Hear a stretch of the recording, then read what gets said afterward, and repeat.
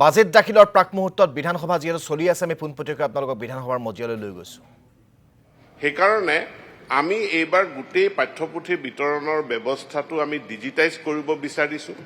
দ্বিতীয় কথাটো হ'ল ডিজিটাইজ কৰাৰ লগে লগে মই আজি এই সদনক জনাব বিচাৰোঁ যে আগতীয়াকৈ সকলো পাঠ্যপুথি এতিয়া অনলাইন যোগে ই-বুক হিচাপে এভেইলেবল হ'ব। গতিকে অনলাইন যিহেতু ই-বুক থাকিব, গতিকে ফিজিকেল কিতাপখন দুদিন গৈ পাওঁতে দুদিন দেৰি হ'লেও কোনো ছাত্ৰ ছাত্ৰী অসুবিধাত নপৰিব।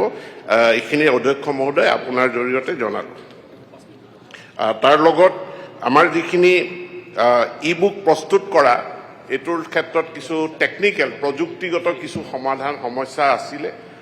সেই প্ৰযুক্তিগত সমস্যাখিনি আমি ইতিমধ্যে সমাধান কৰিছোঁ আৰু সমাধান কৰি এতিয়াৰে পৰা আমি এটা নতুন আৰ্হিত আমাৰ পাঠ্যপুথিসমূহৰ যি ডিটিপি কৰা যায় ডিটিপিটো আমি কৰিম আৰু তাৰ লগে লগে যাতে সেইটো যিকোনো ডিভাইচত পঢ়িব পাৰে, মানে মোবাইলত হওক বা যিকোনো টেবলেটত হওক বা ডাঙৰ স্ক্ৰীণত স্মাৰ্ট টিভিত হওক বা কম্পিউটাৰত হওক যিকোনো ডিভাইচত যাতে পঢ়িব পাৰে। আৰু আমাৰ অসমৰ ক্ষেত্ৰত এটা বিশেষ সমস্যা আছে অন্য ৰাজ্যবিলাকৰ তুলনাত যে আমাৰ মাধ্যম 9টা। তো 9টা মাধ্যমত 3.5 কোটি কিতাপ আমি ছপাব লাগে, 3.5 কোটি কিতাপ আমি বিতৰণ কৰিব লাগে।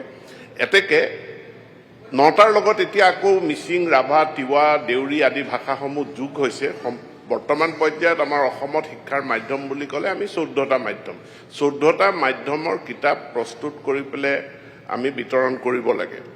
আন এটা কথা মাননীয় অধ্যক্ষ মহোদয়, আপোনাৰ জৰিয়তে মই সদস্যগৰাকীক জনাব বিচাৰোঁ যে এটা নতুন ডাইৰেক্টৰেট সৃষ্টি কৰা হৈছিল Bodo and other tribal languages, আৰু এই ডাইৰেক্টৰেটটোত মানে সম্পূৰ্ণৰূপে ইয়াক কাৰ্যক্ষম হ'ব পৰা নাছিল কিছুমান প্ৰশাসনিক সিদ্ধান্তৰ কাৰণে।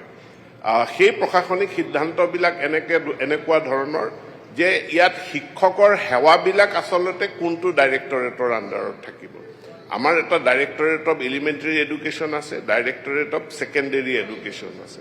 গতিকে ছেকেণ্ডেৰী এডুকেশ্যনৰ অধীনত সকলোবিলাক ছেকেণ্ডেৰী টিচাৰৰ ছাৰ্ভিচটো তাৰ আণ্ডাৰত থাকে, এডমিনিষ্ট্ৰেটিভ কণ্ট্ৰলটো ডাইৰেক্টৰ অফ ছেকেণ্ডেৰী এডুকেশ্যন।